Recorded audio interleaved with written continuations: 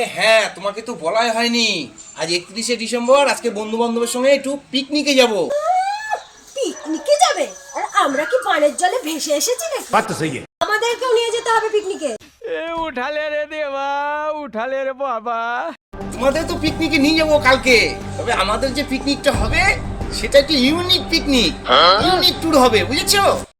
Unique tour? সেটা আবার কি? কাল আমরা যেখানে যাব সেখানে তোমাকে অত হাঁটাহাঁটি করতে হবে না, এক লাফ দেবা, এই পাহাড় থেকে ওই পাহাড়ে পৌঁছে যাবা। শুধু কি তাই, ভারী মালপত্র তোমাকে বয়ে নিয়ে বেরোতে হবে না, খুবই রিল্যাক্সেবল, কমফোর্টেবল লাগবে।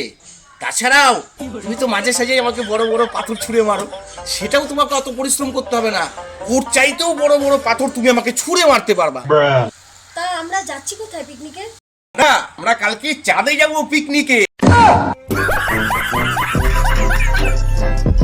পার্থ, তুই এক কাজ করিস, আজকে যে পিকনিকে 4টে মালের বোতল নেওয়ার কথা ছিল, 7টা নিবি, বুঝতে পারছিস? কেননা আজকে ওভারলোড খেয়ে বাড়িতে ঢুকতে হবে, নাহলে বউকে যা ঢপ দিয়ে এসছি, কেলাম একটাও মাটিতে পড়বে না, বুঝেছিস?